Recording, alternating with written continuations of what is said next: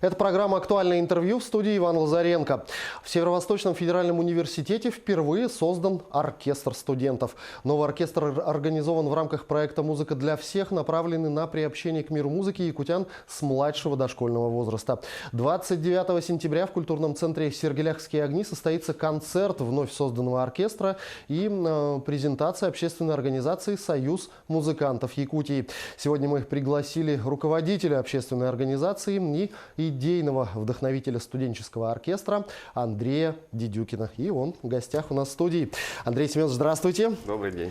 Ну, наверное, в самом начале беседы расскажите о новом оркестре, кто вошел в его состав, как проходил отбор, какие музыкальные инструменты представлены в этом оркестре. Ну, все, что можно. Ну, я начну с предыстории. Дело в том, что в конце июня этого года в нашем городе прошел первый международный конкурс молодых исполнителей под названием «Розовая чайка».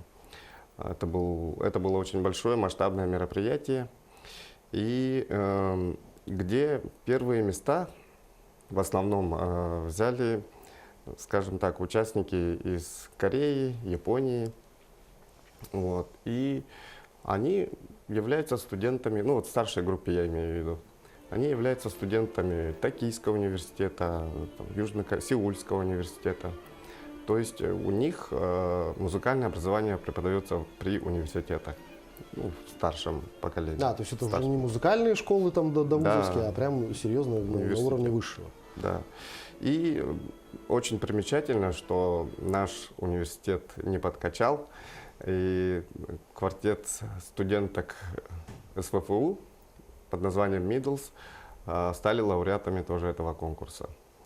Вот. И мы решили это дело продолжить и уже, скажем, из такой базы создаем такой студенческий оркестр СВФУ, в котором, конечно, еще будут первое время, ну и вообще, наверное, это будет совместный студенческий оркестр Якутского музыкального колледжа и СВФУ.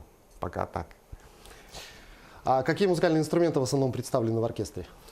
Ну, я сам играю на струнных инструментах, и поэтому, конечно, основная часть это скрипки, виолончели, вот, гитары. И, конечно, у нас ударная группа и духовая группа, духовые инструменты. Взаимодействие с другими университетами страны каким-то образом у вас происходит? И есть ли подобные коллективы где-то еще у нас в России?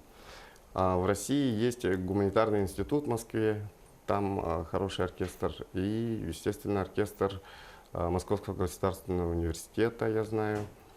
Ну вот сейчас навскидку просто точно не помню, но такие экспериментальные проекты есть. Вот. И, конечно, мы будем готовиться к первой студ-весне. То есть уже у нас есть план мероприятий. И вот первый выход – это вот в это воскресенье, 29 сентября, на концерте общественной организации «Союз музыкантов Якутии» будет представлен этот оркестр. А с какой программой выйдут артисты на сцену?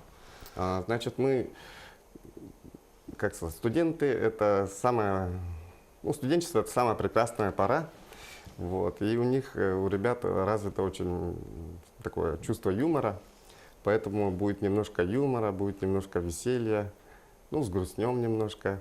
И надеемся, мы подключим кого-то из ректората, чтобы сыграл вместе с нами. То есть это не страшно. Всех приглашаем к сотрудничеству. А от университета какая-то поддержка идет? Да, конечно. Хочется сразу выразить благодарность Светлане Рафаиловне, директор культурного центра «Сергеляхские огни», за то, что нам предоставили все возможности, чтобы мы могли каждый вечер репетировать, заниматься. Проект «Музыка для всех». Проект, я так понимаю, очень масштабный, очень серьезный. Как он на сегодняшний день реализуется у нас в республике? На сегодняшний день охват идет школьное образование и детсадовское. Вот с недавнего времени, лет 5. А студенческого пока нету. И мы вот в этом году решили это дело развить именно для студентов. Потому что очень многие студенты в детстве ходят в музыкальную школу, в принципе, на этом и останавливается. Вот, а мы это хотим развить дальше.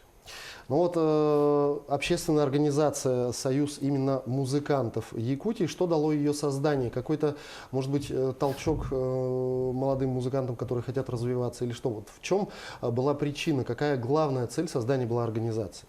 Ага, значит, 4 года назад, ровно 4 года назад, в городе Якутске состоялся международный конгресс по проекту «Музыка для всех», куда приехали, значит, президент Всемирной ассоциации музыкального образования Шейла Вудвард из США и уже мой друг, испанец Альваро, он главный управляющий Международного фонда имени Альбениса.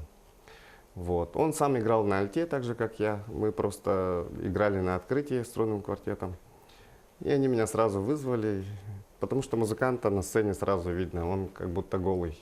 Всю душу выкладывает, его сразу видно, что за человек. Вот. Мы познакомились, провели очень замечательную неделю.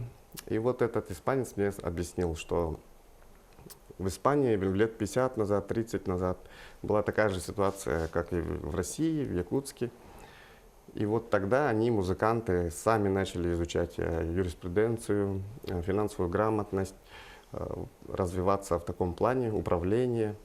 И создали общественную организацию, фонд имени Альбениса. Это еще при короле Испании, в королевстве.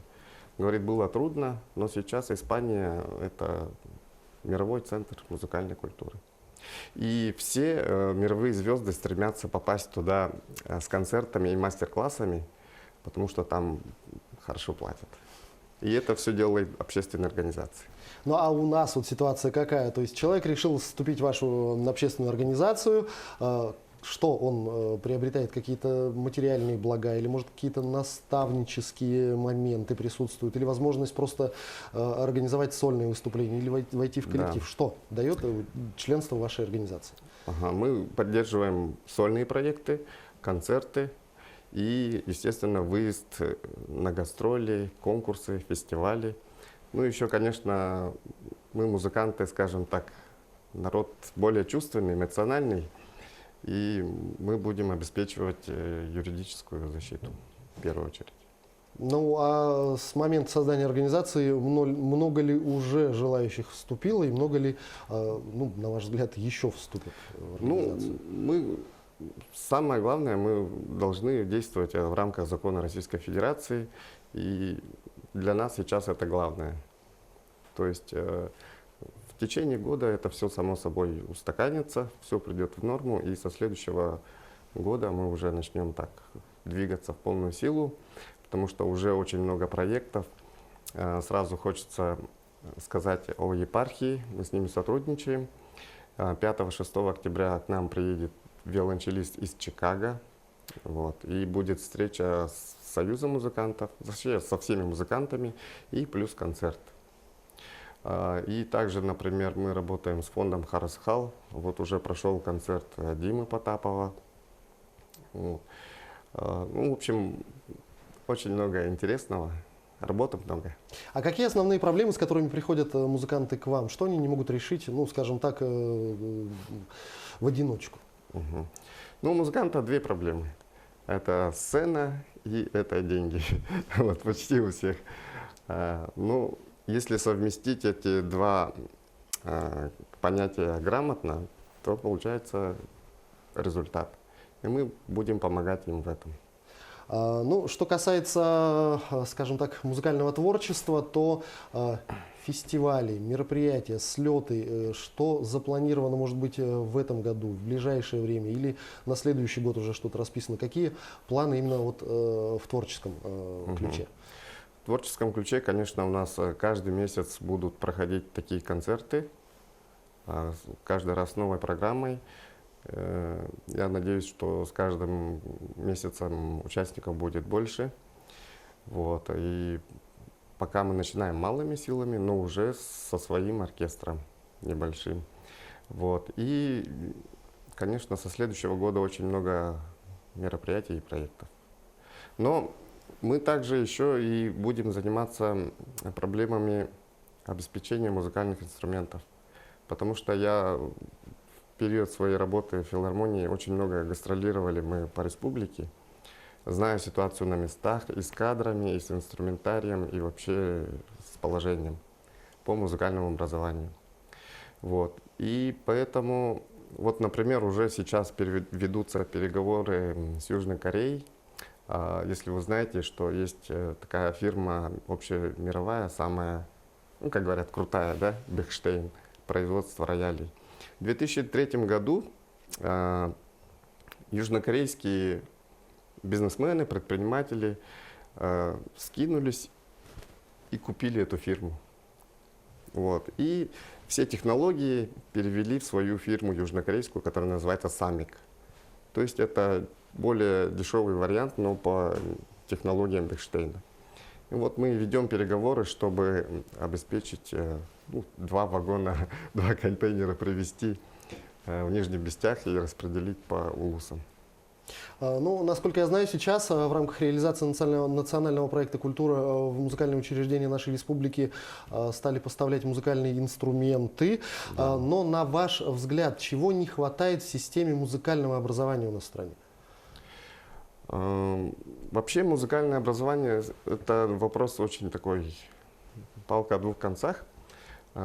И это придумано не нами, это заложилось в старые добрые времена, когда музыканты, они не могли предложить, ну это же не материальное искусство, вещь, да? Вот. И поэтому они систему образования удлинили таким образом, чтобы ребенок как можно дольше учился. На самом деле хватает 2 лет, чтобы научиться на любом музыкальном инструменте.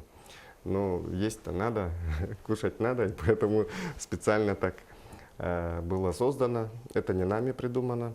Вообще психофизиология человека предполагает запоминание любой информации в течение 72 часов. То есть особенно мышечная память, она выветривается полностью через 3 дня. А у нас в системе музыкального образования уроки по специальности, например, 2 раза в неделю. То есть ребенок приходит и каждый раз с чистого листа, да, и так растягивается, и получается, ну, бизнес. Андрей Семенович, я благодарю вас за беседу. Спасибо, что ответили на наши вопросы. Я желаю вам творческих успехов, а вашему оркестру процветания. Спасибо. Спасибо. Это была программа «Актуальное интервью». У нас в гостях был руководитель общественной организации «Союз музыкантов Якутии» и идейный вдохновитель студенческого оркестра Андрей Дедюкин. До встречи в эфире.